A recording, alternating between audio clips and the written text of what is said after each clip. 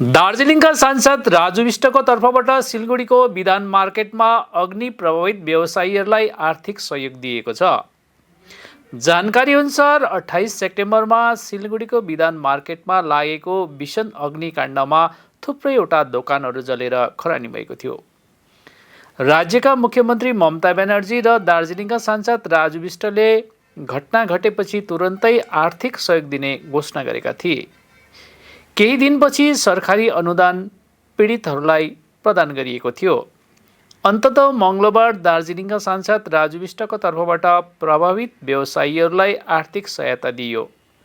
आज सिलगढीका विधायक शङ्कर घोष र भाजपा सिलगढी साङ्गठनिक जिल्ला अध्यक्ष अरुण मण्डलसहित भाजपा पार्षदहरूको उपस्थितिमा व्यवसायीहरूलाई आर्थिक अनुदान प्रदान गरियो। यद्यपि सांसद शारीरिक अस्वस्थताको कारण उपस्थित हुन सकेनन्, तर प्रभावित व्यवसायीहरू आर्थिक अनुदान पाएर निकै खुसी छन्। विधायक शङ्कर घोषले सांसद राजु विष्टका व्यक्तिगत प्रयासहरूको सराहना गरेका छन्। ভারতীয় জনতা পার্টির আমাদের শিলিগুড়ি সাংগঠনিক জেলার সম্মানীয় সভাপতি অরুণ মণ্ডল, আমাদের leader of opposition Amit J, ব্যবসায়ী সমিতির সহ সম্পাদক তথা আমাদের জেলার জেনারেল সেক্রেটারি রাজু নান্টুদা সবাই উপস্থিত ছিল। মূল বিষয় অগ্নিকাণ্ডের সময় আমরা ছিলাম যে কিছুটা সহযোগিতা তিনি করবেন। সরকারের যায় তারা সহযোগিতা করেছে এবং তার পাশাপাশি একজন ব্যক্তি সাংসদ হিসাবে তিনি ব্যক্তিগত উদ্যোগে এই সহযোগিতাটা করবার কথা বলেছিলেন। ফলে সেটা আজকে বছরের শেষ দিন আমাদের দায়িত্ব ছিল সেই দায়িত্বটা পালন করা।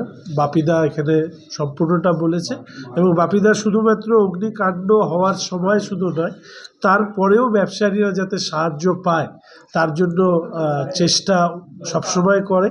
ফলে এই ক্ষেত্রেও আমার সাথে এমপি সাহেবের কথা হয়েছে, আমরা দ্রুত করে দেবো। মাঝখানে বিধানসভা লোকসভা এসব ছিল, তো আজকে আমরা অন্তত এইটুকু খুশি যে আমাদের যে কথা সাংসদ দিয়েছিলেন, ব্যক্তিগত কথা উনি দিয়েছিলেন, সেই কথা পূর্ণ করেছেন। এটা ওনার হ্যাবিট, সে কিন্তু পৌঁছানোর চেষ্টা করেন। হয়তো অনেক কিছু আমরা অনেক সময় বলি করি না, কিন্তু রাজু রাখার চেষ্টা করেন। এই জন্যই উনি আমাদের কাছে ভীষণ প্রিয় এবং আমাদের দার্জিলিং কেটে এটা ব্যক্তিগত। ধরুন আমিও নিজেকে মানুষকে সহযোগিতা করি। এবার এমপি সাহেব আমাকে বারবার করে একটা কথা বলে যে শঙ্করদা, हम लोग जितना कमाता है उसका और आधा हिस्सा हमारे पार्लियामेंट के अंदर जितने सारे लोग को हम दे सकते हैं हम देता है। বিধান মার্কেটে বড় আগুন লেগে গেছিলো। তো তখন অনেকে আমাদের এগিয়ে এসছে, সবাই শহরের সবাই এগিয়ে এসছে। আমাদের মাননীয় মেয়রও এগিয়ে এসেছিলেন, ডেপুটি মেয়র এসেছিলেন এবং আমাদের মিউনিসিপ্যালিটির অনেক বড় কমিটির চেয়ারম্যানরাও এসেছিলেন। এবং আমি বলবো আমাদের যে শিলিগুড়ির যে বিধায়ক শঙ্কর, আমার ছোট ভাই, সে কিন্তু খুব হেল্প করেছে আমাদেরকে। এবং উনি রাজু বিশকে বলে বিএসএফ থেকে ফায়ার ব্রিগেড আনিয়েছিল। যদি আজকে বিএসএফের ফায়ার ব্রিগেডটা না আসতো, আগুনটা আমাদের আরও বেড়ে যেত মার্কেটে। যাই হোক, ওনাকে আমি ধন্যবাদ জানাই রাজু বিশ মহাশয়কেও, যিনি আমাদের এই দোকানদারদের আর্থিক সাহায্য দিয়েছেন।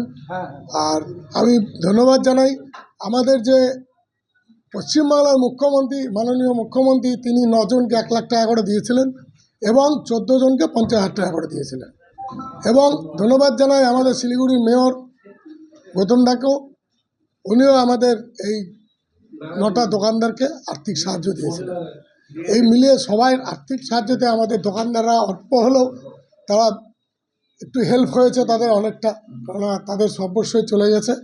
এরকম একটা দোকানদার আমাদের আছে যার জিভে ক্যান্সার আছে এবং ওই একটা দোকান থেকে ওরা 3টে ভাই সংসার চলে ওদের, ওই একটা দোকান থেকে।